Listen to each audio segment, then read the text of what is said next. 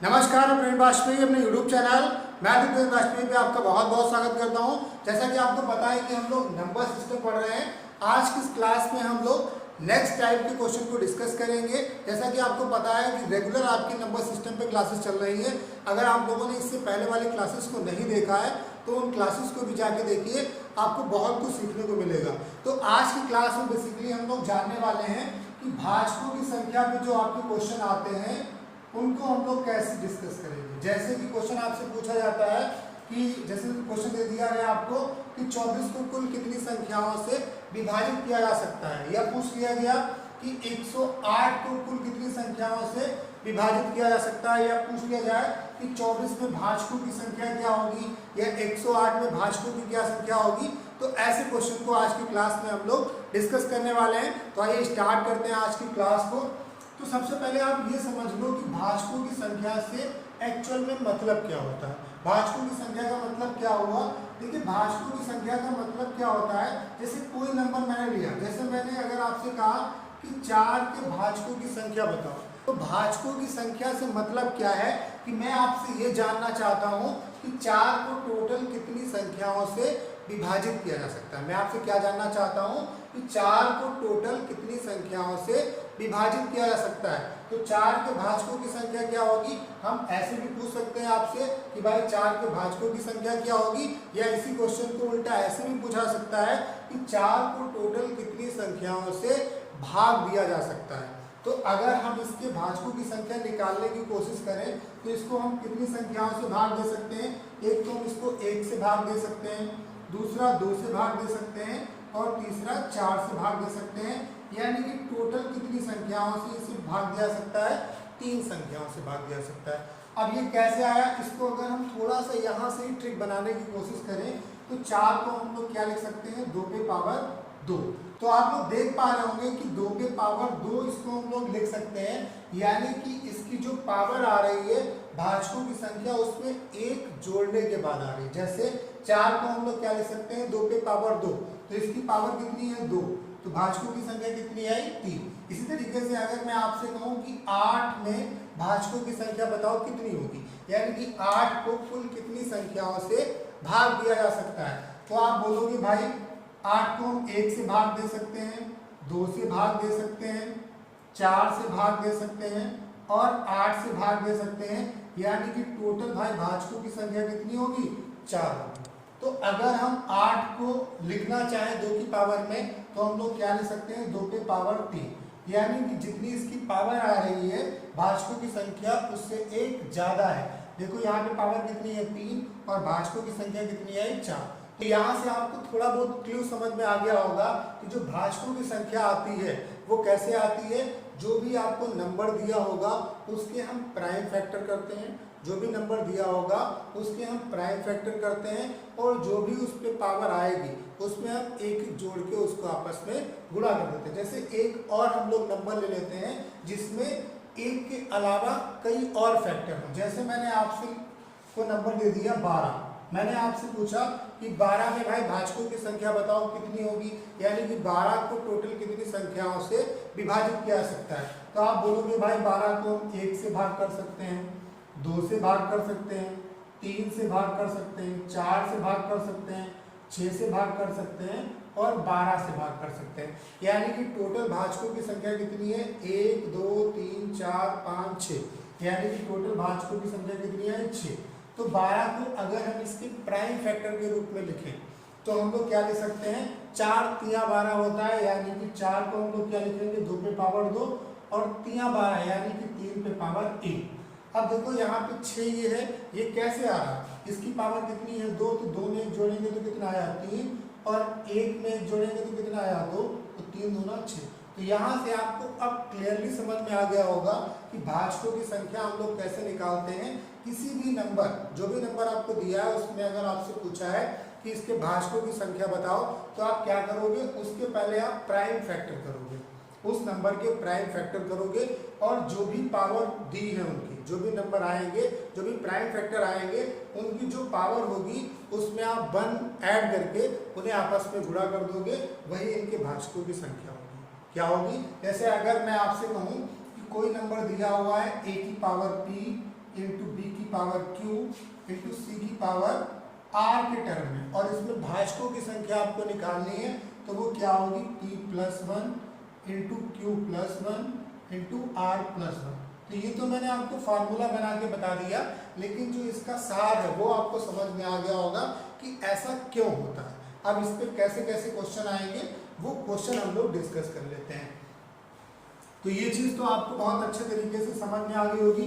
अब इस पर कैसे क्वेश्चन आते हैं वो हम लोग कर लेते हैं। एक क्वेश्चन इससे आपका आने की संभावना बन सकती है, अगर क्वेश्चन आएगा उस पर तो आपको क्वेश्चन छोड़ के नहीं आना है। जैसे क्वेश्चन आपसे पूछा गया, बहुत सिंपल क्वेश्चन मैं आपसे पूछ रहा हूँ, मैं बिल्कुल बेसिक से पढ़ाने की आपको कोशिश कर रहा हूँ, और क्लास को मैं इस तरीके से अपनी पढ़ाना चाहता हूँ कि जो भी बच्चा जिसको बिल्कुल मैथ ना आती हो उसको भी सारी चीज़ें बहुत अच्छे तरीके से समझ में आए, और जिसको आता है थोड़ा बहुत उसको भी कुछ सीखने को मिले।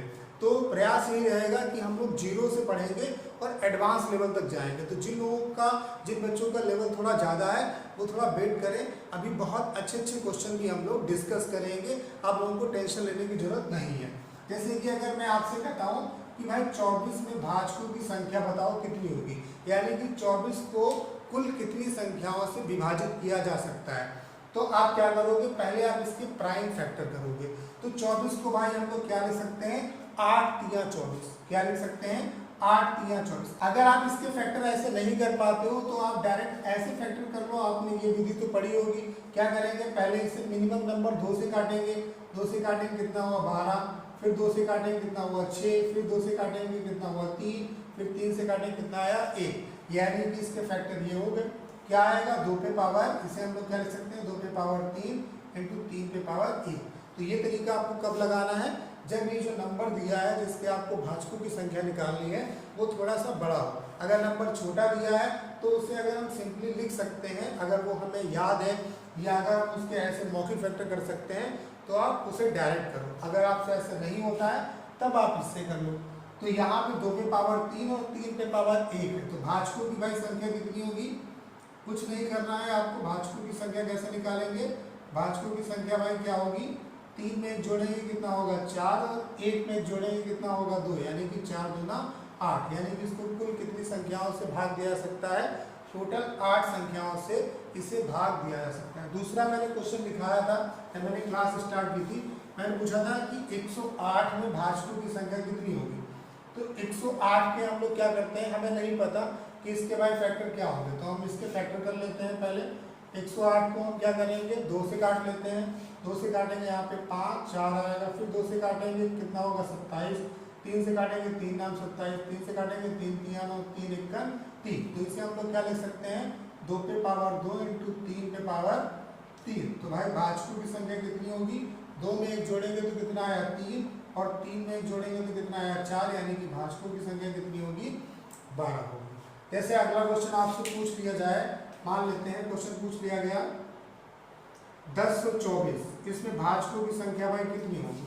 1024 दिया गया आपको और पूछा गया कि इसमें भाजकों की संख्या कितनी होगी, तो कैसे निकालेंगे, आपको पता है कि इसे हम लोग लिख सकते हैं 512 इंटू 2।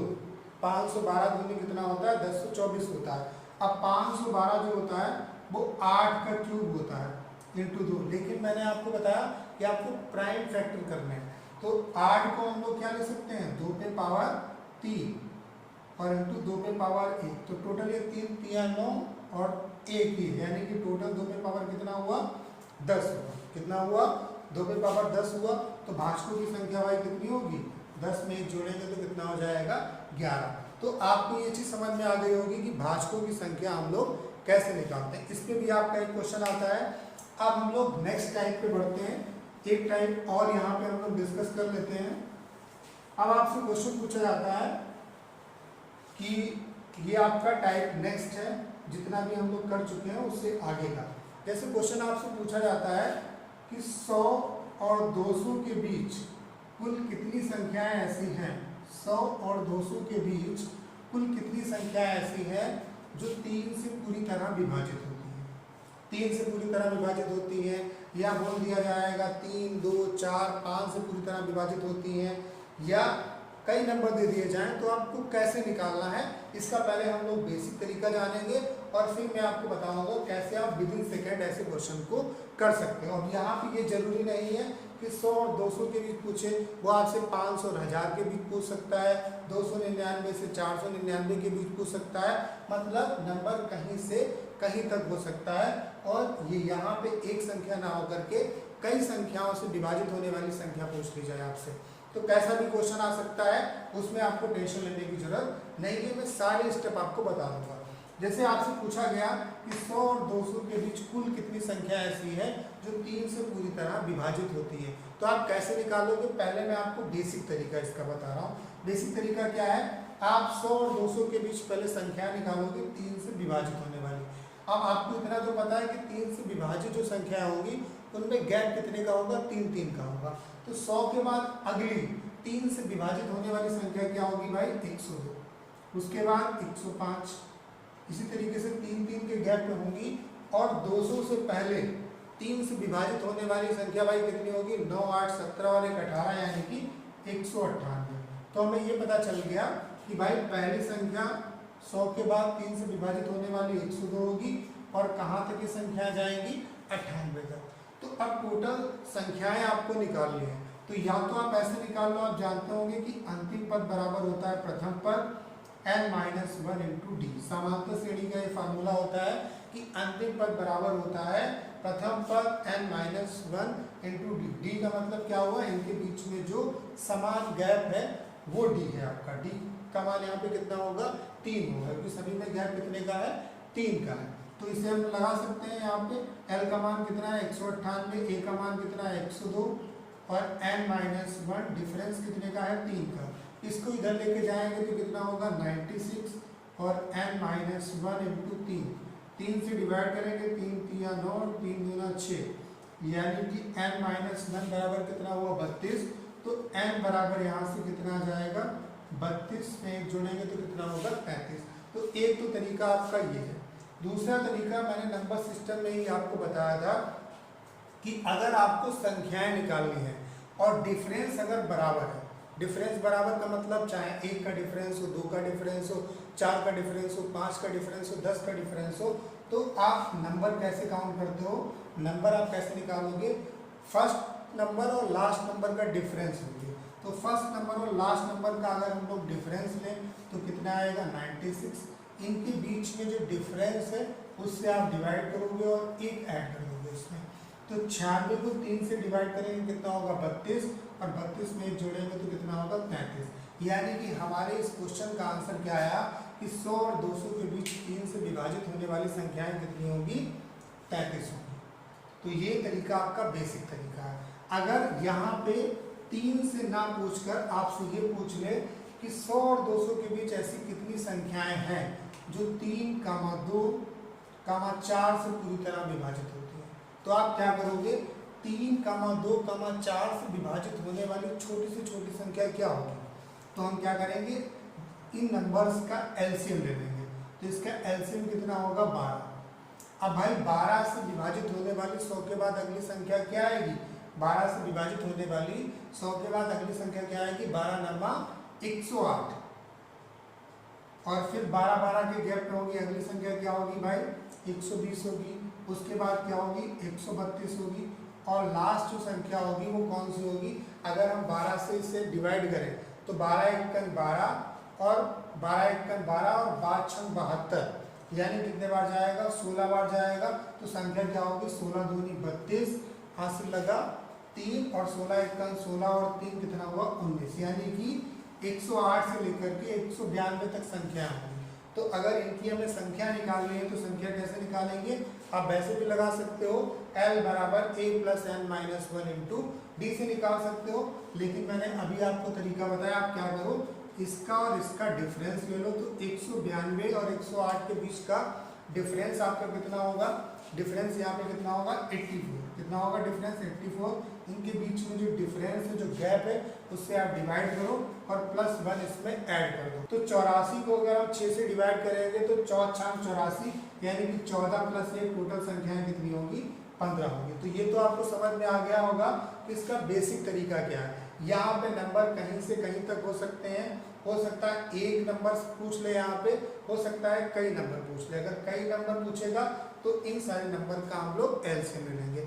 अब मैं आपको असली तरीका बताता हूँ। इस तरीके से अगर आप क्वेश्चन लगाओगे तो आपको बहुत ज़्यादा टाइम लगेगा। अब आपको करना कैसे है ऐसे क्वेश्चन को, जैसे पहला जो क्वेश्चन मैंने आपको दिया था उसका आंसर कितना आया था, 33 आया था। कितना आया था, 33। मैंने पूछा था पहला क्वेश्चन कि 100 और 200 के बीच कितनी संख्याएं हैं जो 3 से पूरी तरह विभाजित होंगी। कुछ नहीं करना है आपको, जिससे विभाजित होने वाली संख्याएं पूछ रहा है, जहां से जहां तक दिया है तो उसको हम क्या करेंगे, इसी नंबर से डिवाइड कर देंगे। जैसे 100 और 200 के बीच पूछा था 3 से विभाजित होने वाली संख्या, तो हमने 100 को 3 से डिवाइड कर दिया और 200 को 3 से डिवाइड कर दिया।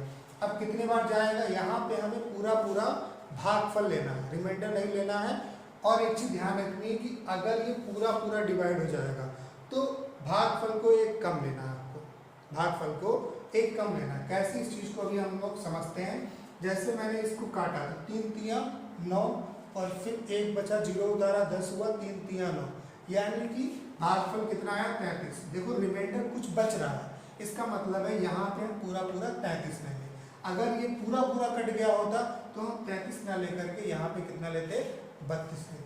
इसको काटेंगे, पिछाक 18, पिछाक 18, कुछ रिमाइंडर बच रहा है, इसका मतलब है यहाँ पे पूरा पूरा हम 66 लेंगे। बस टोटल संख्या निकालनी, इनके बीच का डिफरेंस ले लो तो कितनी आएगी संख्याएं, 33 होंगी। जैसे मैंने आपसे दूसरा क्वेश्चन आपको दिया था कि 100 और 200 के बीच कितनी संख्या होंगी जो 3, 2 से पूरी तरह विभाजित होंगी। तो 3 और 2 का एलसीएम कितना हुआ, 6। कुछ नहीं करना है आपको, 100 को 6 से डिवाइड करना है और 200 को 6 से डिवाइड करना है। 6 से अगर हम डिवाइड करेंगे तो कितने बार जाएगा, 6 कन 6, 4 उतारा 0, 40 हुआ और 6 छन 36। कुछ रिमाइंडर बच रहा है यानी कि पूरा पूरा 16 लेंगे यहाँ पे।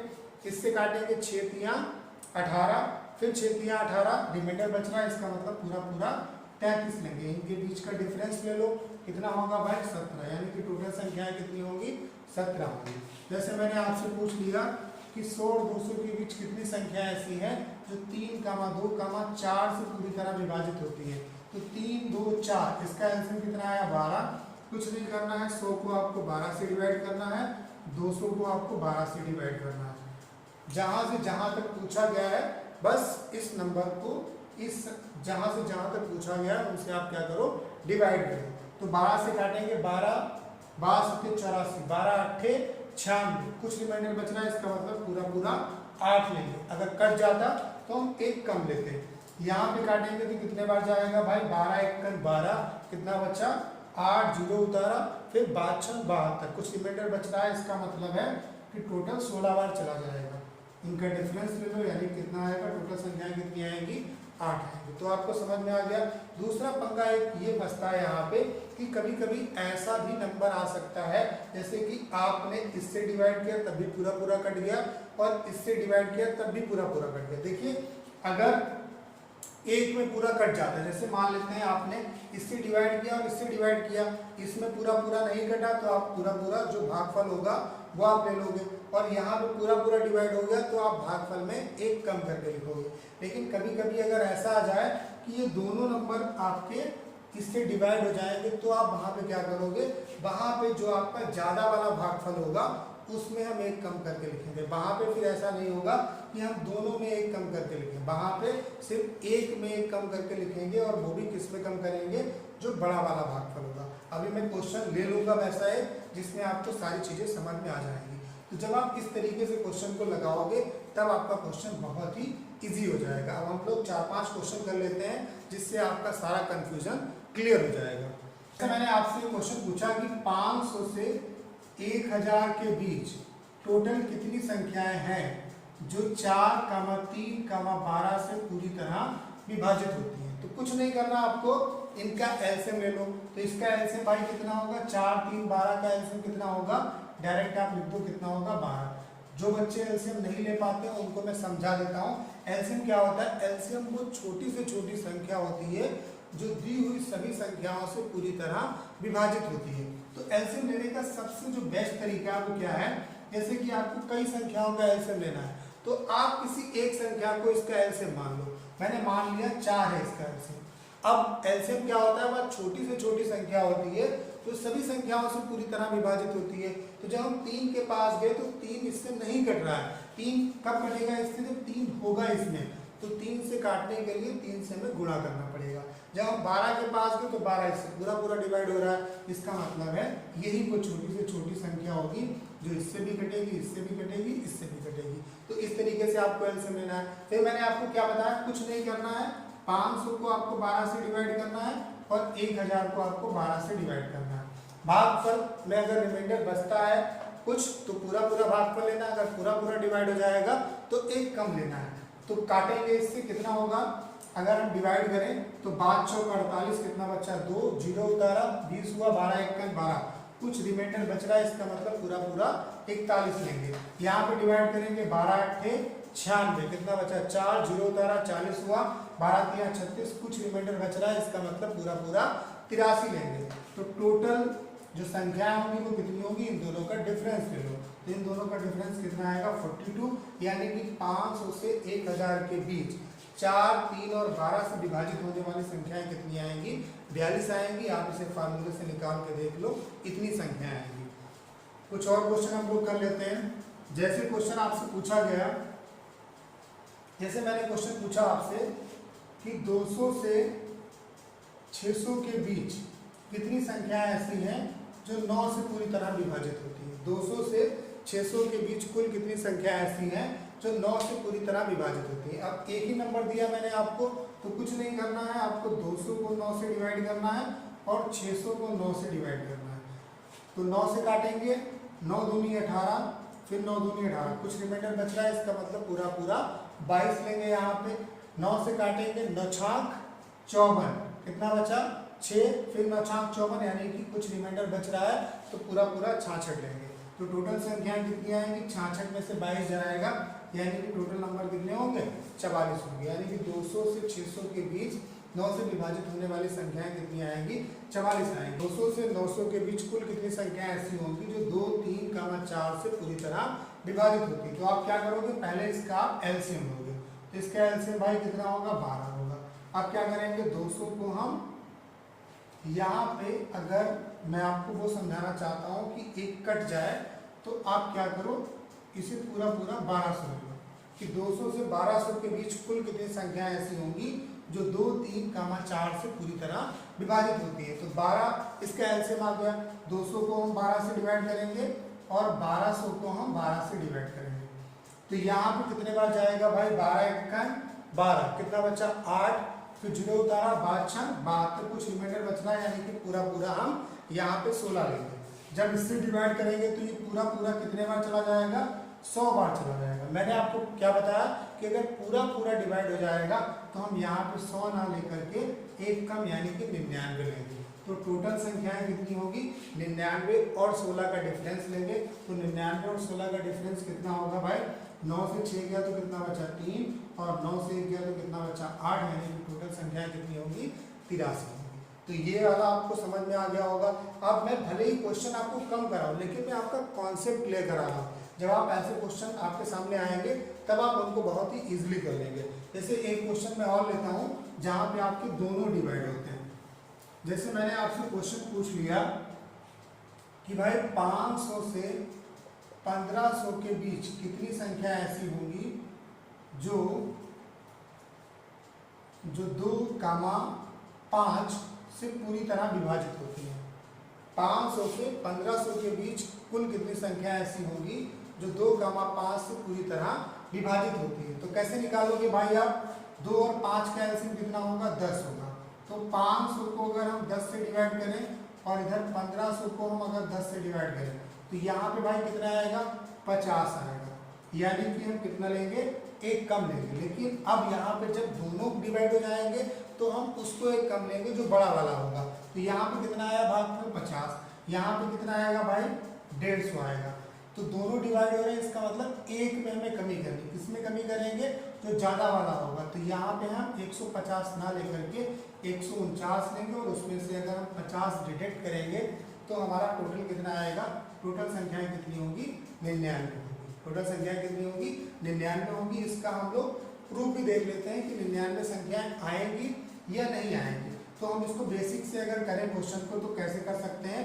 जैसे 5, 2 और 5 से डिवाइड होने वाली संख्या मैंने आपसे पूछी थी, तो 500 के बाद 10 से अगली डिवाइड होने वाली संख्या भाई क्या आएगी, 510 आएगी, फिर 520 आएगी, और इस तरीके से कहाँ तक आएंगी संख्या, 1490 जो 10 से डिवाइड होगी। तो इनकी अगर आपको संख्या निकालनी है तो संख्या कैसे निकालोगे, इन दोनों का डिफरेंस लो, तो डिफरेंस कितना आएगा 0, 9 में से 1 गया तो कितना बचा 8, और यहाँ पे है कितना 4, तो 4 जाएगा नहीं, 14, 14 में से 5 जाएगा तो कितना बचा 9, और इनके बीच का डिफरेंस कितना है 10, इससे डिवाइड करेंगे और 1 ऐड कर देंगे, तो 0 से 0 आपका कैंसिल हो गया, 98 और 1 कितना हुआ 99। देखो संख्याएं कितनी आ रही है 99, यानी कि ये तरीका आपको बहुत अच्छे तरीके से समझ में आ गया होगा। तो आज मैंने आपको 2 चीज़ें बताई कि भाजकों की संख्या कैसे निकालते हैं, और दूसरा मैंने आपको बताया कि जब कहीं से कहीं तक संख्याएं दी हो और उनके बीच किसी नंबर से डिवाइड होने वाली संख्याएं अगर पूछी जाएं तो आप कैसे निकालोगे। तो मुझे उम्मीद है कि आज की क्लास आपको बहुत अच्छे तरीके से समझ में आई होगी। अगर आप चैनल पर नए हैं तो इसे सब्सक्राइब कर लीजिए, और अगर वीडियो को यार शेयर नहीं किया है तो इसे दबा के शेयर करिए। इससे होगा क्या कि ज़्यादा से ज़्यादा बच्चों को इस क्लास का फ़ायदा मिल पाएगा।